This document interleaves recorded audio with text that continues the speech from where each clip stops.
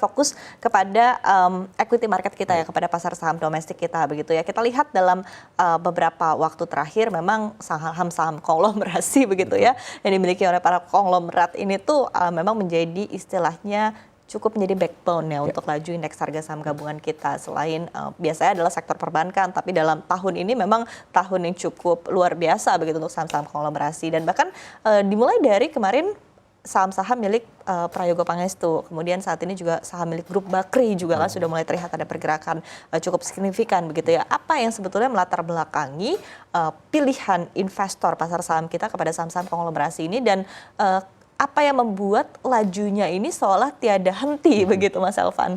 Iya, menarik memang kalau kita berbicara soal saham konglomerat gitu, karena kalau betul di tahun ini indeks kita itu sangat ditopang oleh pergerakan emiten-emiten konglomerasi gitu. Karena kalau tanpa adanya emiten-emiten konglomerasi ini di tahun 2025 ini, saya rasa indeks kita tuh akan sangat terpukul cukup signifikan gitu ya. Karena kalau kita lihat pergerakan daripada emiten perbankan yang biasanya menguasai yang biasanya menopang daripada ISG kita itu justru underperform gitu, dan secara outflow daripada foreign investor juga mengalami outflow yang cukup signifikan bagi emiten-emiten perbankan, dan itu sangat menjadi pemberat daripada ISG. Cuman untungnya dengan saham-saham konglomerasi ini indeks kita itu masih mampu bertahan bahkan menciptakan rekor tertingginya, dan saya rasa alasan dibalik daripada investor memilih saham konglomerasi dalam beberapa waktu ini ya karena daripada volatilitas yang cukup tinggi yang ditawarkan oleh emiten-emiten konglomerat ini, dan juga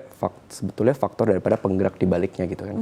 Kalau kita tahu di saham-saham konglomerasi ini kan biasanya secara free float itu kecil, sehingga beberapa orang atau beberapa badan yang bisa menggerakkan daripada ini tuh lebih mudah gitu dibandingkan untuk menggerakkan saham-saham seperti perbankan misalnya yang memiliki free float yang lebih besar. Jadi memang secara hal tersebut bisa lebih mudah untuk digerakkan dan menciptakan volatilitas yang cukup tinggi, dan dengan volatilitas yang tinggi ini menawarkan kesempatan yang menarik untuk para pelaku pasar tuh, khususnya untuk yang bergerak di jangka pendek gitu ya. Itu bisa dimanfaatkan momentum daripada emiten-emiten konglomerat ini. Baik, dan kita bisa lihat begitu ya saat ini di tengah laju pergerakan indeks harga saham gabungannya tertekan, tadi ada sejumlah saham-saham Prayoga Pangestu yang masih berada di zona hijau dengan penguatan cukup signifikan begitu, tadi Barita Pasifik hingga 4% lebih, kemudian juga beberapa saham lainnya yang juga penguatannya lebih dari 1% begitu ya. Nah, pertanyaannya adalah secara valuasi ya Mas Elvan, seperti apa? Apakah Anda melihat valuasinya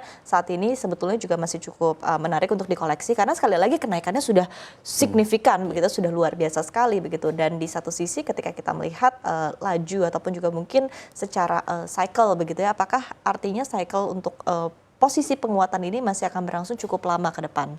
Ya, kalau untuk valuasi terlebih dahulu ya, kita berbicara di emiten-emiten konglomerasi ini memang sebetulnya sudah di luar nalar gitu secara valuasi, karena memang beberapa emiten itu bahkan PE ratio-nya udah di atas 3 digit ya, 100 kali lebih, dan itu kan secara valuasi sudah sangat mahal gitu berdasarkan harga dibandingkan dengan pendapatan laba yang dihasilkan oleh perusahaan tersebut.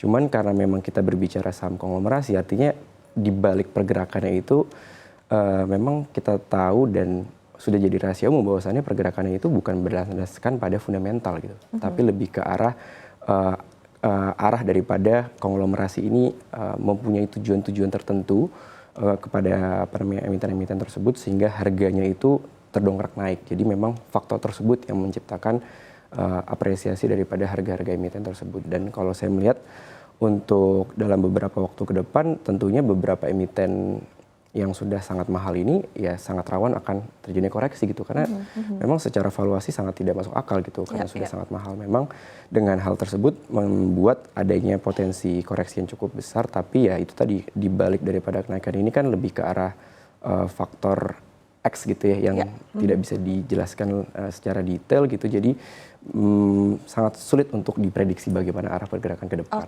Oke. Dan supportnya apakah cukup jauh begitu dari level-level yang ada saat ini? Oh iya, tentu kalau saya melihat beberapa emiten seperti BRPT yang sudah naik sangat kencang, itu level supportnya masih cukup jauh gitu. Jadi dengan kondisi kenaikan harga saat ini, dan apabila nanti harganya itu koreksi ke level supportnya itu bisa lebih dari 10% koreksinya. Oke, oke. Nah, kalau untuk mungkin emiten konglomerasi yang lain begitu ya, Bakri juga kita bisa melihat begitu ada beberapa penguatan ya untuk beberapa emiten sahamnya begitu. Seperti apa kalau tadi analisanya ya untuk Kalau untuk konglomerasi lainnya? konglomerasi lainnya saya melihat masih sama gitu, karena dengan kenaikan yang signifikan dan tidak didukung oleh fundamental yang begitu kuat. Namun memang sedikit ada perbedaan kalau kita berbicara saham-saham Bakri ya, terutama dari BRMS sendiri yang masuk ke dalam emiten konglomerasi grup Bakri, tapi secara fundamental itu mereka memang sangat cukup kuat gitu dari sisi pendapatan dan juga profit. Dan kenapa? Karena memang BRMS sendiri kan bergerak di komoditas emas gitu. Jadi